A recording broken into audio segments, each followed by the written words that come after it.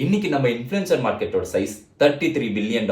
But 2016க்கு முன்னாடி 1 GB டேட்டாவை நம்ம ₹234 கொடுத்து வாங்கிட்டு இருந்தோம். இந்திய இளைஞர்களுக்கு டிஜிட்டல் ஏரா இன்ஃப்ளூயன்சர் மார்க்கெட்டிங்ல சாதிக்கிறது வெறும் கனவாவே இருந்துச்சு. அதுக்கப்புறம் தாங்க ஜியோ வந்துச்சு. ஆமாங்க, இம்பாசிபிள ஐ எம் பாசிபிள்னு மாத்துச்சு. 2016ல ஜியோ லான்ச் பண்ணும்போது 4G டேட்டாவை எல்லாருக்கும் ஃப்ரீயா கொடுத்தாங்க, அதுவும் 1 GB பெர் டே.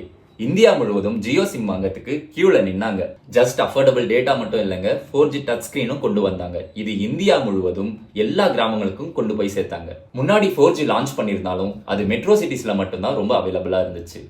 90% மக்கள் தொகை 2G 3G டேட்டாலே ஸ்டக் ஆயிட்டாங்க, அதுவும் அதிக பைசாக்கு வாங்கி. இத ஜியோ ஒரே நாடு ஒரே ஸ்பீடுன்னு கொண்டு வந்தாங்க. அப்புறம் 2022ல வேர்ல்டு ஃபாஸ்டஸ்ட் 5G நெட்வொர்க்கை ஜியோ லான்ச் பண்ணாங்க. அதையும் அவங்களோட 3999 பிளான்ல ஃப்ரீயா கொண்டு வந்தாங்க. இன்னைக்கு எல்லாரும் ரீல்ஸ் கிரியேட் பண்றாங்க, லைவ் போடுறாங்க, இன்ஃப்ளூயன்சர்ஸ் அவங்களோட கான்டென்ட்டை இந்த உலகத்துக்கே ஷேர் பண்றாங்க. ஜியோ கிரியேட்டர்ஸ்க்கான டோரை ஓபன் பண்ணிடுச்சுன்னு சொல்லலாம். இதன் மூலமா குளோபல் $1 பில்லியன் இன்ஃப்ளூயன்சர் மார்க்கெட்டுக்கான அக்சஸ் நம்மளுக்கு கிடைச்சிடுச்சுன்னு சொல்லலாம். Thanks to Jio.